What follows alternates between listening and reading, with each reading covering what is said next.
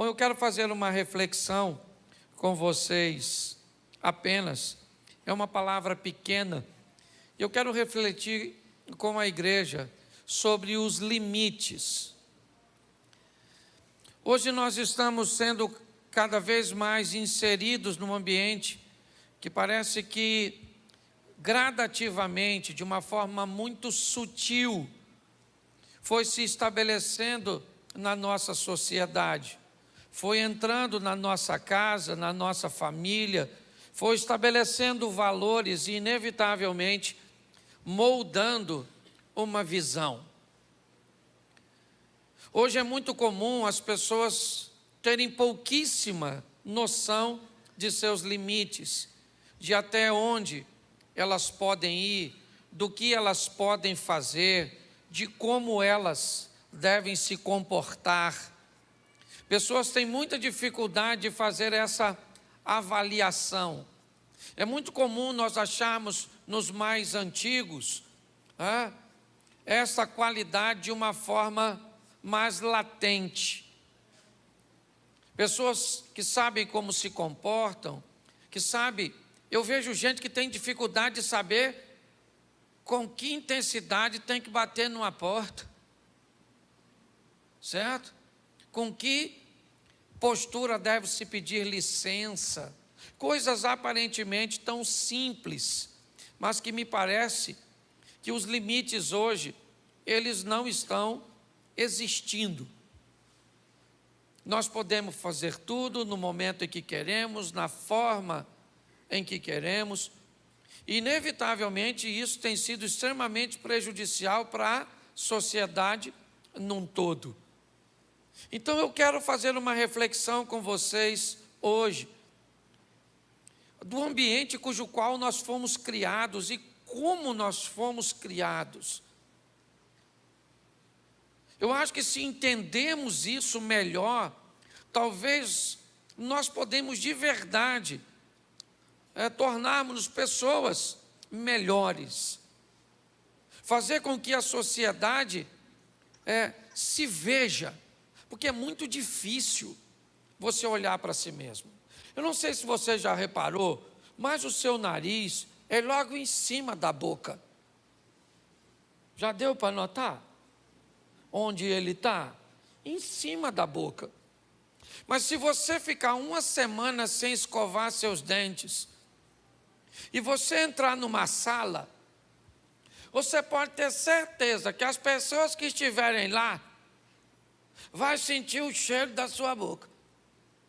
Mas você acredita que o seu nariz não vai? Porque avaliar os outros é muito mais fácil do que avaliar você mesmo. Dar sentença para o outro é muito mais fácil. Nós temos muita dificuldade para dar uma olhada no nosso comportamento, no nosso procedimento. Então vamos entender um pouquinho aqui como é que Deus cria esse ambiente. Se nós somos filhos, vamos imaginar aqui agora como Deus prepara um ambiente para que nós chegássemos, seus filhos. Preste atenção em toda a criação de Gênesis 1, desde a claridade, desde o firmamento, desde as expansões, desde o momento em que Deus separa as águas, que faz a terra, a fauna, a flora, que prepara tudo até o quinto dia, montando toda a estrutura e que prepara um homem com uma capacidade intelectual extraordinária. A Bíblia diz que Adão coloca o nome nos animais. Quando nós olhamos que tipo de filho Deus criou para colocar na terra, talvez, se nós olharmos um pouco mais de perto, vamos entender a beleza de tudo isso. E quem somos de verdade? Com tudo preparado, o homem vivendo num ambiente cujo qual recebe a conotação de paraíso. Algumas pessoas ficam confusas com o fato que aconteceu, onde o homem acaba não reconhecendo seu limite E eu vejo pessoas hoje que erroneamente olham Deus como um aprisionador, se perguntam por que é que tinha uma árvore que não poderia ser comida dentro daquele ambiente. Alguns se questionam por que é que tem um querubim que faz com que o homem não tenha mais acesso à árvore da vida, mas Deus dá liberdade ao mal, a Satanás, de ter acesso ao paraíso. Por que é que Deus não protege o paraíso da entrada do diabo? Por que não, a entrada dele não é restrita no paraíso? Você já parou para pensar isso? Quem deu autoridade a Satanás de acessar o paraíso onde estava o homem? Quando nós olhamos para isso, o que nós vemos é a capacidade que Deus entendeu que deu ao homem de estabelecer escolhas, de entender e ter discernimento sobre bem e mal, sobre ser capaz de fazer o discernimento de uma forma clara entre o que se deve e o que se não deve fazer, mesmo que isso não seja um pecado. Porque limites têm muito mais a ver com bom senso, gente, do que com pecado. Sabe? Lá na carta aos Coríntios, onde o apóstolo Paulo diz que todas as coisas me são lícitas, mas nem todas as coisas me convêm. O que Deus está dizendo para mim e para você é que nós precisamos ter a capacidade de discernir, de entender os limites, até onde podemos ir, o que podemos fazer, como podemos nos comportar. E hoje, inevitavelmente, o Evangelho tem perdido credibilidade, porque pessoas encontram no nosso comportamento argumentos para falarem mal do nosso Deus. Porque me parece que o primeiro estágio dessa caminhada é o estágio do ímpio.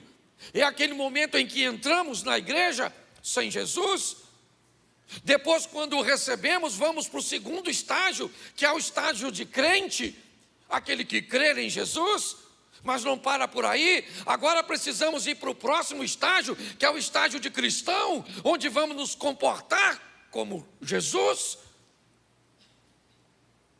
Algumas pessoas, me parece, que se paralisaram no ambiente dos crentes. Tem dificuldades, até mesmo de entender o que Deus disse para Davi, quando vai penalizá-lo por uma conduta que fez com que as pessoas falassem mal de Deus. Deus disse para Davi: o que você fez está fazendo com que as pessoas blasfemem de mim, falem mal de mim por sua conduta. Porque muitas vezes nós não conseguimos discernir os limites. E às vezes, bem intencionados, às vezes, sem malícia, postamos uma foto que não cabe, fazemos um comentário que não cabe, falamos uma palavra que não cabe, utilizamos uma roupa que não cabe. E o que é isso? Na verdade, a dificuldade que temos de entender as nossas limitações. Eu faço questão de mostrar isso a você, usando o Éden. Põe para mim Gênesis capítulo 1, versículo de número 11. Coloca na tela, eu vou falar pouquinho. E disse Deus: produza a terra erva verde, erva que dê semente, árvore frutífera, que dê fruto segundo a sua espécie, cuja semente esteja nela, sobre a terra. Preste atenção. Esse texto está dizendo, Deus está dando uma ordem para que as árvores sejam criadas. E qual é o modelo? O modelo de expansão, de crescimento, de sustentabilidade.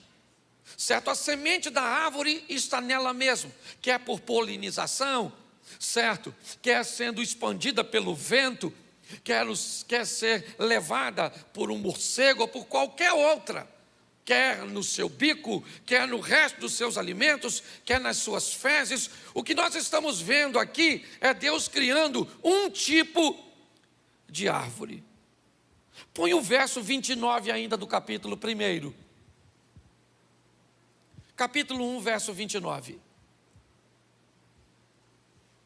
E disse Deus: eis que tenho dado toda a erva que dá semente e que está sobre a face da terra, né, de toda a terra, e toda árvore que dá fruto, né, e toda árvore em que há fruto de árvore e que dá semente, ser-vos-á para mantimento. Preste atenção. Quando eu olho para o jardim, eu vejo 3 tipos de árvores. 2 não se reproduzem, me parece que nelas não há semente. E se houver semente em seu fruto, ele não tem autorização de Deus para se propagar. Que árvores são essas, pastores? A árvore da vida e a árvore do conhecimento do bem e do mal. Segundo a Bíblia, e está escrito ali, de toda árvore, aliás, tem texto que diz que todo animal, toda ave e tudo aquilo que Deus criou serve para o homem de mantimento. Se você acha que isso não é liberdade, eu não sei o que é. Com certeza, com as leis que nós temos muito mais restrições das leis humanas do que das leis divinas nesse momento. O que olhamos é um homem que pode comer de tudo, inclusive da árvore da vida a hora que quiser. A única coisa que ele não pode comer é da árvore do conhecimento do bem e do mal, e diga-se de passagem que naquele paraíso só tinha uma. Não tinha 100 árvores dessa. Não era por onde Eva passasse e o Adão que tinha uma árvorezinha dizendo: vem. Não, era uma árvore só. O homem podia comer tudo. Fala comigo, tudo. Isso. De novo, que está fraco, fala tudo. Isso. Só uma. No meio de tudo. Uma coisinha só. Se isso não é liberdade, o que é? Eu não sei. Come da árvore da vida, come maçã, come. Pastor, que esse dia me perguntaram numa live minha, que fruto era? Eu falei, boa pergunta, irmão. Quando eu estive lá no paraíso, esse dia o cara perguntou, pastor, e os dinossauros, tiveram quando aqui? Falei, nossa, dinossauro. Eles existiram, mas eu estava aqui não. Gente, não tem a ver com o fruto da árvore, tem a ver com o limite. Essa árvore, se você pensa, ela ainda está na vida de muita gente hoje, que está fazendo ou rompendo os limites que Deus diz para não romper. Esquece o fruto. Até porque essa árvore não se reproduziu. Era uma só. Então não corre o risco de você passar pela beira do rio aí, encontrar essa árvore e comer. O que acontece é que você pode passar por aí e comer outra coisa que não devia, ultrapassando o limite, desobedecendo. O ambiente é criado com uma proposta de dar ao homem total liberdade. O homem tem acesso a tudo. Quando eu olho para isso, eu vejo que Deus colocou um lugarzinho para se estabelecer.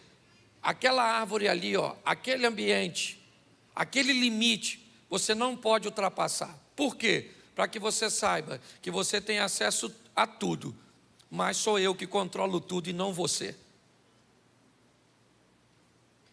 Só que estabelecer limites ou cumprir isso, talvez não seja algo tão agradável. Gênesis 2, 16 e 17.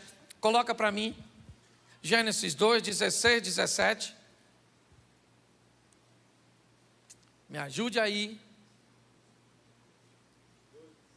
Gênesis 2, 16. É porque às vezes o computador lá não tem memória, tem uma vaga lembrança. Ele trava. Esse modelo não vai funcionar hoje. Não vai. Travou mesmo? Deu ruim mesmo? Louvado seja Deus. É o inimigo. Não, é o computador que é ruim mesmo, precisa de outro. Certo? Mas presta atenção, eu vou ler para vocês. Gênesis 2,16 diz assim: e ordenou o Senhor Deus ao homem, dizendo: de toda a árvore do jardim comerás livremente, mas da árvore do conhecimento do bem e do mal, dela não comereis, porque no dia em que dela comerdes, certamente morrerás. Deus acaba de estabelecer um limite, dizendo para o homem: pode fazer o que só não pode fazer isso. Mas me parece que quando o homem recebe a instrução, doutora Adriana, não faz, já era. Dá uma vontade de fazer, dá uma vontade de mexer. Você não está nem com vontade, mas se falou que não pode, dá um desejo em tu, certo? E qual é o problema? Deus estabeleceu o limite. E se tem um limite, o Satanás está lá por perto, lá vem ele. Um tempo atrás eu perguntei a Deus: Senhor, fala comigo aí, por que é que o Satanás ia lá? O Senhor podia bloquear, poxa, falar para o Satanás: sai de reto. Por que o Satanás? Porque preste atenção, me parece que Deus nos criou com uma performance, com uma capacidade de performance tão grande, que Deus queria mostrar para o Satanás que nós seríamos capazes de obedecer e cumprir uma missão que ele não conseguiu. Pastor, isso é impossível. Não é, tem gente que consegue, não é porque você não consegue que é impossível. Pastor, é muito difícil. Difícil não é fácil para ninguém. Aliás, depois que inventaram a frase é difícil, nunca mais foi fácil. Ah, pastor, é difícil emagrecer, difícil engordar, difícil obedecer, difícil. Mas é possível para muita gente. Está assim de gente, ó, vivendo o extraordinário. E está assim de gente dando mau testemunho. E hoje virou moda, todo mundo fala que é crente, fica pelado e é nu artístico. Fala palavrão, versículo bíblico, palavrão, versículo bíblico. Tem evento que eu for, eu falo: o inferno, o céu. Eu fico doidinho. Esse dia eu fui num evento, a mulher falou tanto palavrão, que eu saí de lá abusado. E quando ela terminou de falar, sabe o que ela falou? Agora vamos orar. Eu falei: não vamos, que eu não consigo. Só se for para expulsar uns demônios. Porque hoje virou comum, todo mundo é crente, já viu? Todo mundo hoje virou moda. Canta um hino, vira crente, parece com a Bíblia, vira crente. Nunca vi um bicho tão bobo igual os crentes. Esse dia eu estava num lugar, a pessoa falou assim: o senhor é pastor? Eu falei: sou. Ela falou: o senhor não tem cara de pastor. Eu falei: mas sei fazer? Olha para mim agora. Aí peguei a Bíblia que estava, botei.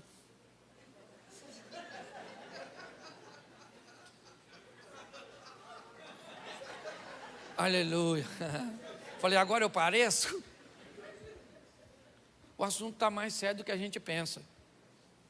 O nosso evangelho, certo? Aquilo que nós pregamos, está sendo banalizado. Então, meu filho, cuidado, porque está assim de gente que não quer obedecer os limites, mas quer andar com fragmentos da palavra de Deus na boca. E Bíblia não é fragmento, ou você obedece tudo ou não obedece nada. É assim que funciona. Então, o desejo de ultrapassar limite é algo que inevitavelmente, basta que ele seja estabelecido, que inevitavelmente nós vamos enfrentar problemas. O texto diz que a tal da dona Eva, a mulher lá, certo? Não gosta de falar mal dos outros, Mas a Eva estava lá. Passa ela perto da árvore. E o texto diz que ela viu que a árvore era boa, que o cheiro era maneiro, que era tudo legal. Quantas árvores tinha? Quantas árvores tinha? O que ela tinha que fazer? Nunca mais passar lá. Sim ou não? Mas ela passa hoje, passa amanhã, passa hoje, passa amanhã. Olha para a árvore olha para ela, passa. E aquilo falando dentro dela. Pega Eva, pega Eva, pega Eva. Porque ninguém acorda de manhã e diz, hoje eu vou pecar. Hoje resolvi que vou adulterar. Não é assim, meu filho. Ninguém acorda, ninguém. Adultério é assim, ó. Você que é homem, uma mulher maneira, gostosa, porque a mulher feia não tenta ninguém. A mulher feia entra no céu porque recebe um novo corpo, não é verdade? Isso é heresia, ok? É brincadeira, deleta isso. Mas presta atenção, a mulher, as pessoas olham para você e medem. Olha para tu e vê como tu olha. Dia seguinte, olha para tu de novo. Bom dia. Nossa, você está bonita hoje. Sério? Você acha?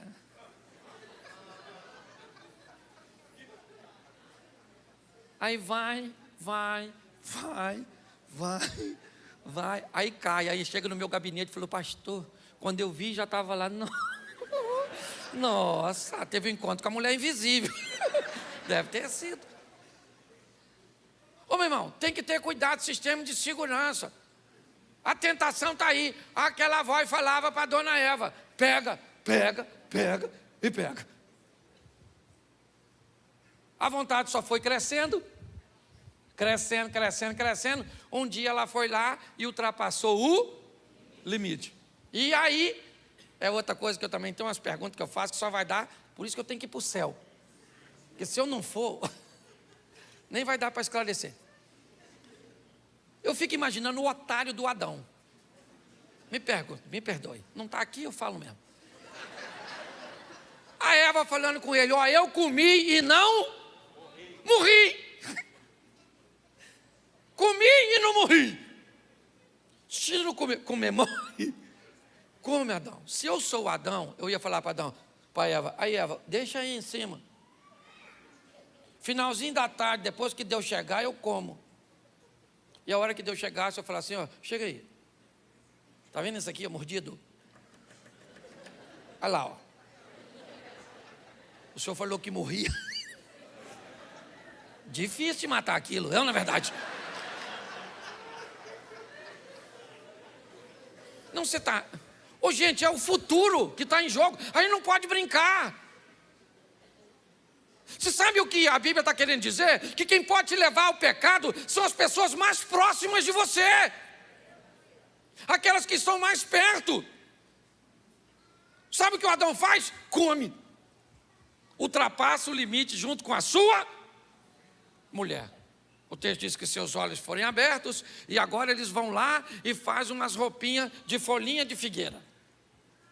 Eu fico me perguntando, para quê? Será que eles querem cobrir suas genitálias? Será que eles estão com vergonha de Deus ver aquilo que foi o próprio Deus que fez com suas mãos? Não. Quando Adão tenta cobrir aquilo, a mensagem bíblica não tem a ver com sexo, com pênis, com vagina, com seios. Não. A mensagem tem a ver com intimidade. O que a Bíblia está querendo dizer é que ultrapassar os limites faz com que o infrator perca a intimidade com o Deus Todo-Poderoso. É simples de explicar. Alguém toca a campainha no seu portão. Aí você fala para seu filho e diz assim, vai lá e vê quem é. Aí seu filho vai lá e vê. Se for alguém conhecido, o que seu filho já fala? Entra. E de longe já grita você. Mãe, fulano está aí. E fulano já vem entrando. Porque tem intimidade. Mas se não tiver, seu filho vai lá e fala: "Oh, tudo bem? Eu vim falar com sua mãe. Espera aí um minutinho." Aí você vai lá dentro e fala: "Mãe, quem está aí é fulano." Se não tem intimidade contigo, você fecha a porta da cozinha, dá um pulinho na sala, joga as almofadas no lugar, troca aquela camiseta, bota uma camiseta legal, bota o chinelinho, se possível, às vezes troca até a bermudinha, e aí vai toda arrumadinha. Por que é que você se troca para uma pessoa e não se troca para outra? Porque uma tem intimidade. Quem tem intimidade pode ver quem você é de verdade. Quem não tem intimidade só vê a sua aparência. Quando nós rompemos os limites, seja qual for, inevitavelmente nós vamos diminuir a nossa intimidade com Deus. E nós não podemos resolver isso. Isso é algo que não se resolve. Aquela folha de figueira, ela ia apodrecer, ela ia se degradar em questões de dias. Por quê? Porque nós não temos como resolver e devolver para nós mesmos a intimidade que precisamos ter com Deus. Segundo a Bíblia, gente, a caminhada é crescente, é glória em glória, é fé em fé, é conhecer e prosseguir em conhecer ao Senhor. A proposta é crescente, é uma ascensão, onde eu vou subindo de nível. Sabe, é água nos artelhos, é água no joelho, é água nos lombos. É isso que Deus está procurando manter conosco. Uma intimidade que, ao romper os limites, nós abrimos mão dela. O grande desafio é esse. Pastor, antigamente as pessoas tinham mais intimidade com Deus. Claro que tinha. Porque antigamente as pessoas respeitavam mais os seus limites. Hoje pode-se fazer de tudo, nada mais é pecado. Para você, muitas vezes, um funcionário seu chega atrasado na sua empresa, para você chamar a atenção dele, você tem que ter cuidado, que fica ofendido. Querido, por gentileza, não quero te ofender, amanhã você pode chegar mais cedo. Nós estamos olhando para esse ambiente, cada dia que passa, a nossa qualidade, eu falo de mim mesmo, de crente, meu filho, está diminuindo demais. Cada dia que passa, a maioria de nós oramos menos. Não precisa levantar a mão, não. Quase não lê a Bíblia. Esse dia eu já falei isso aqui, mandei num culto. Abri a Bíblia no livro de Abraão, capítulo 3, verso 8. Depois de uns 3 minutos, um cara na frente, depois de vasculhar a Bíblia dele, olhou para mim em choque e me disse: "Mas não tem esse livro?" Eu falei: "Pensei que tinha." O infeliz brigando comigo, como se o jumento fosse eu. As pessoas leem menos, oram menos, vêm menos à igreja e quer ter uma intimidade com Deus extraordinária. Não vai rolar. Não vai rolar, meu filho. Vida com Deus é vida com Deus. Orar em todo o tempo, sem cessar. Se aproxime de Deus. Se torne alguém que Deus está procurando, como ele conversou com a mulher samaritana. Aqueles que o adorem em espírito e em verdade. É intimidade, para conseguir não ultrapassar os limites. Quando isso acontece sem sucesso, Deus chega e diz para o Adão: "Cadê você, Adão?" Eu acho também isso um texto extraordinário. O Todo-Poderoso, onisciente, onipresente, chega no Éden e quer saber cadê o Adão. "Adão, cadê você?" "Está atrás da moita." Deus deve ter pensado: ou faz ou desocupa a moita. Já tinha feito. Escute só. Escute, preste atenção em mim. Eu quero que você preste atenção em mim. Nesse momento, o homem diz que tem medo. E Deus pergunta para ele: "Mas quem te ensinou a ter medo?" Ele disse: "A mulher que o Senhor me deu." A culpa, ela não é assumida. Porque na verdade, gente, eu já falei isso aqui. Um erro, ele não deve detectar o culpado, ele deve detectar um responsável.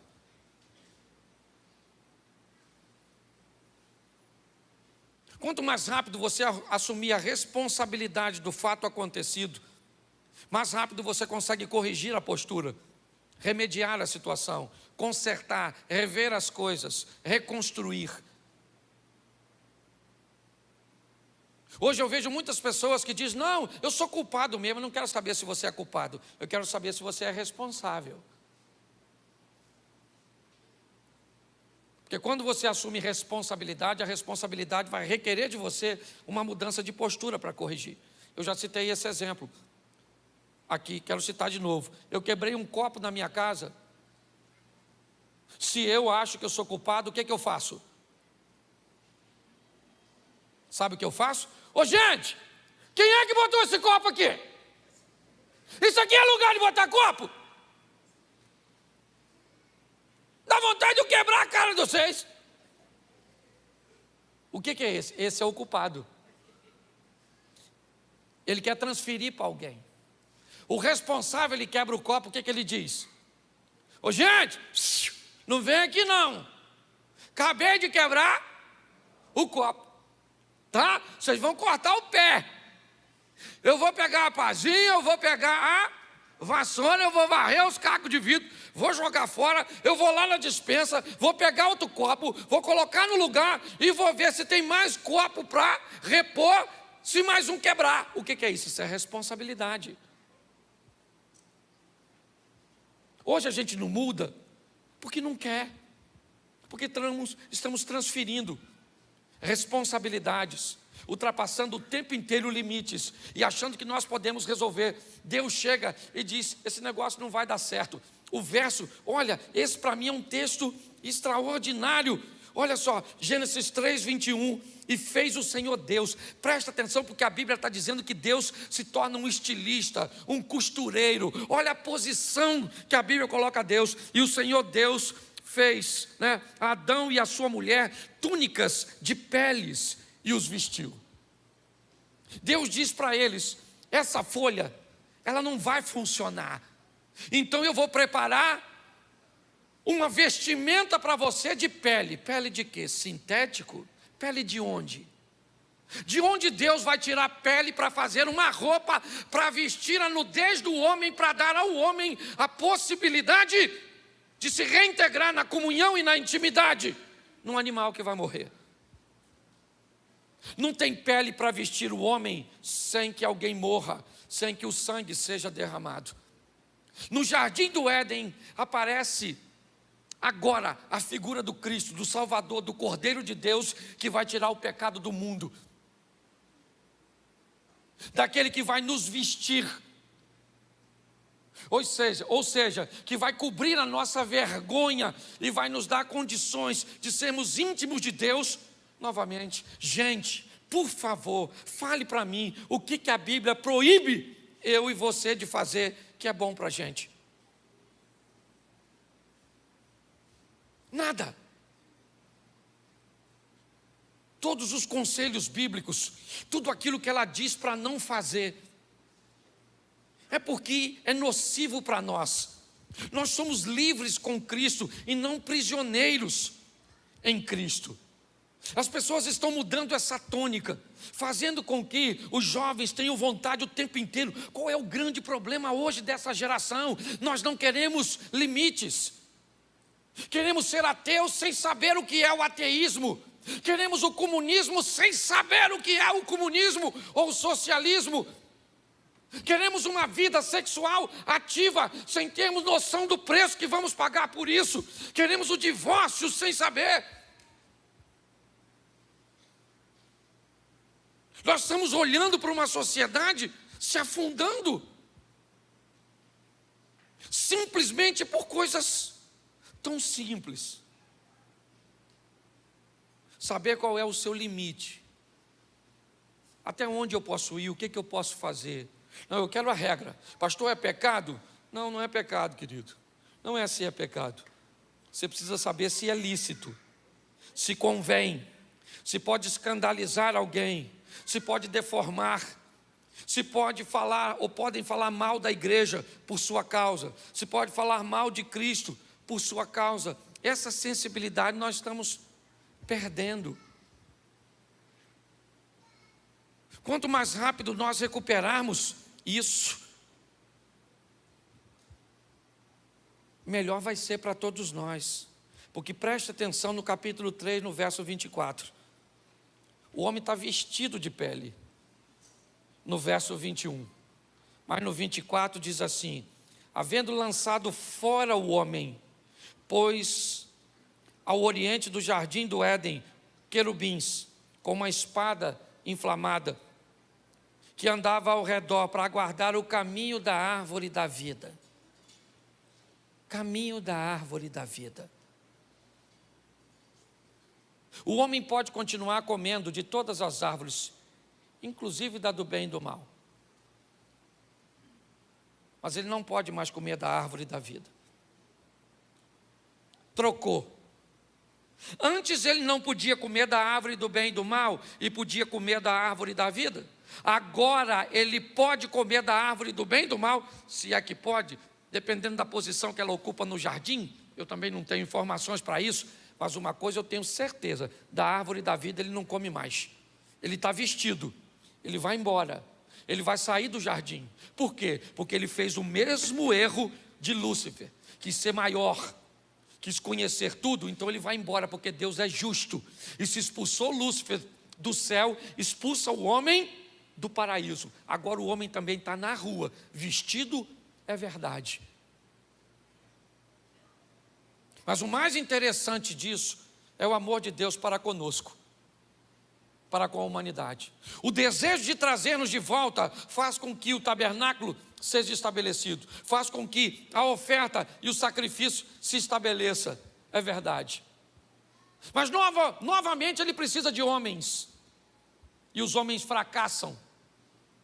E o sistema de salvação do Velho Testamento dá lugar agora à beleza da graça, da chegada do Cordeiro, daquele que João diz: eis aí o Cordeiro de Deus que tira o pecado do mundo.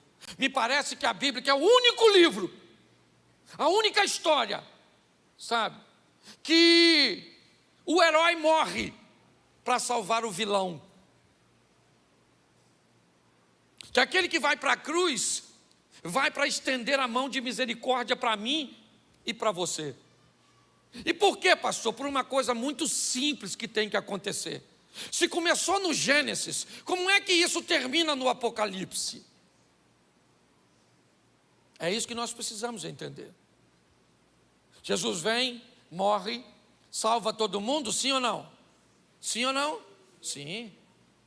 Ele morre para salvar a todos os quanto receberam, deu-lhes o direito de serem chamados filhos de... Mas preste atenção,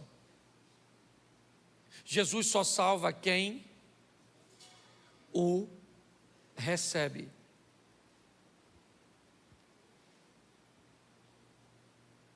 Eu já falei isso diversas vezes.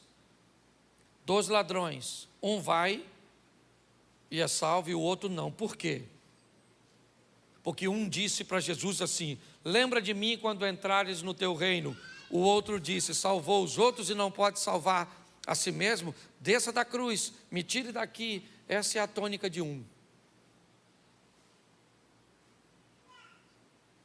Quando nós olhamos para isso, o que nós vemos? O Apocalipse, lá na frente. Apocalipse capítulo 2, verso 7. Ele diz assim: quem tem ouvidos ouçam o que o Espírito diz às igrejas. Ao que vencer. Ao que vencer. Pastor, de que vitória a Bíblia está dizendo? A vitória de não ultrapassar os limites. Quando é que eu tomo uma ceia? Domingo foi dia de ceia, já já você vai cear naquele cantinho, quem não ceou. Mas o que é isso, pastor? É a comemoração. É eu dizendo assim: Senhor, muito obrigado, Senhor. Eu fui tentado esse mês Eu fui perseguido, mas foi tão difícil, Deus. Eu recebi tantas ofertas, propostas, tantos desejos, tantas tentações, para que eu ultrapassasse os limites. E eu venci. E a Bíblia diz: ao que vencer, dar-lhe-ei o direito de comer da árvore da vida que está no meio do paraíso de Deus. Presta atenção de que quando eu venço, eu recebo de Deus o direito de ir até aquela árvore, é o que está dizendo aqui, a árvore da vida, e ter acesso a ela, aquilo que, ao romper os limites, eu acabei ficando distante. Por isso que a vida do pecador, ela não traz satisfação. Por isso que você nunca vai ver um pecador pleno. Ele pode ser milionário, mas tem algo nele que dinheiro não supre, que coisas materiais não suprem. O homem tem uma lacuna, um buraco, uma peça desse quebra-cabeça, que só a comunhão com Deus. Hoje nós quase não falamos mais de santidade. Hoje as pessoas podem usar a roupa que quiser. Hoje elas podem frequentar os lugares que quiserem. Hoje elas podem fazerem o que quiserem. Por quê? Porque em muitos ambientes o membro da igreja, o frequentador, ele se tornou um cliente. Então, se você desagrada a ele, ele pode ir embora. Porque é muito mais fácil mudar de lugar do que mudar de postura. Para nossa mente, ela gasta muito menos energia. É muito menos doloroso para ela repetir um comportamento comum. Todas as vezes que você expõe a sua mente, o seu cérebro, a um novo comportamento, a primeira coisa que ele vai querer saber de você é se ele receberá alguma recompensa imediata. E talvez, se esse novo comportamento der para ele uma recompensa imediata, talvez ele acabe cedendo para fazer. Mas se essa recompensa for de longo prazo, provavelmente seu cérebro vai rejeitar e vai manter você nesse comportamento que você já tem há tanto tempo. Eu não sei se você tem acompanhado as coisas que estão acontecendo, mas eu confesso a vocês, eu nunca vi numa velocidade tão grande. Eu estou vestido assim de pastor, né? Que hoje eu preguei de manhã no Café de Pastores de São Paulo, certo? Amanhã de manhã prego no Café de Pastores de Balneário Camboriú, em Santa Catarina, porque eu me tornei presidente do Conselho de Pastores do Rio de Janeiro, do Comércio. Mas preste atenção, hoje eu tive com o ministro da infraestrutura, lá em São Paulo, ouvindo as coisas, percebendo as coisas. Eu nunca vi um aceleramento tão grande, tão grande. A igreja vai viver daqui uns dias o melhor momento dela.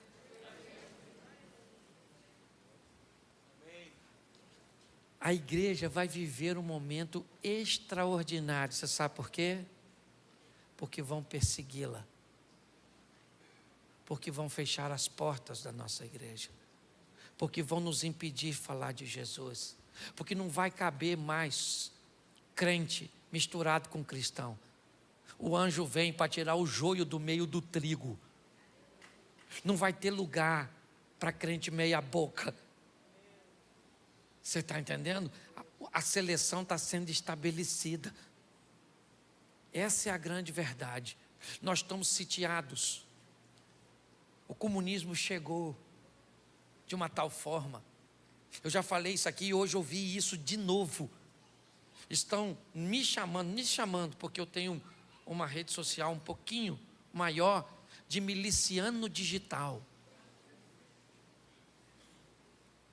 Deixa eu falar uma coisa para você, igreja. Conserta, porque a chapa vai esquentar. Já já não tem mais grana espécie, é tudo digital. Eu não sei nem se vem uma besta só, porque eu vejo tanta besta, que eu já estou perdido. Mas vai ser maneiro para a igreja. Eu não acredito que vai dar mais muita gente. Eu confesso a você que já pensei em diminuir o tamanho da nossa igreja. Certo? Será que vai ter tanto crente assim a hora que a chapa esquentar? Se hoje a turma já está... Qualquer coisa que você fala para a pessoa, ela vai embora. Nossa, o pastor foi grosso. Grosso é o Satanás. Eu sou um Dom Juan. Então, igreja, eu vou falar uma coisa para você. Até eu estou falando comigo de madrugada. Cláudio, ora, meu filho. Ora, Cláudio. E o olho fala, dorme, Cláudio. Cláudio, o Satanás vai ser solto. Ele está preso ainda, o maluco. Está comandando tudo do presídio.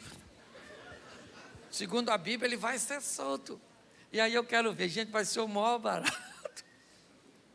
Eu queria estar na porta do inferno só para ver as pessoas chegando. Nossa, você aqui? Nossa, legal, ainda bem que não vou estar sozinho. Trouxe maiô? Você está rindo, mas o assunto é... Gente, Jesus está voltando. Aliás, eu acho que ele já saiu pelo andar da carruagem. A igreja, meu irmão, ela vai nadar de braçada, vai ser maneiro ver a gente sendo preso.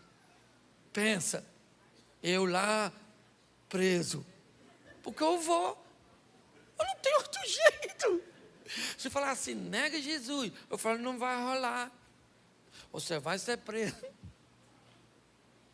vai prender seus filhos. Falei, fala com Deus, que é filho dele antes de ser o meu. Não cabe mais não, gente. Bota seu joelho e boca no pó. Vão ter intimidade com o Eterno para a gente ter força.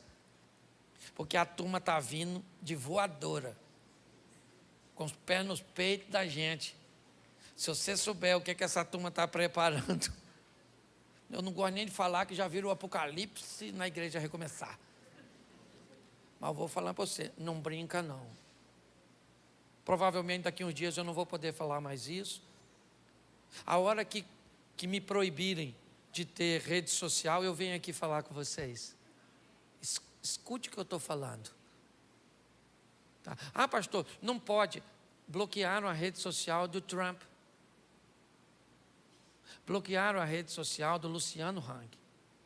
Eles bloqueiam o que quiser. Você está entendendo? Pastor, está botando medo, vou dormir de luz acesa hoje. Não, o Satanás está aí, eu estou falando sério. Certo?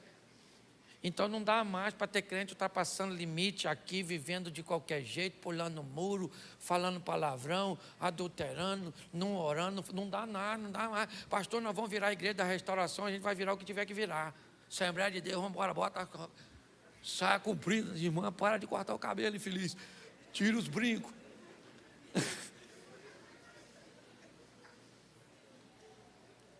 Esse tempo requer de nós santidade. Sem santificação ninguém verá a Deus. Não dá para brincar.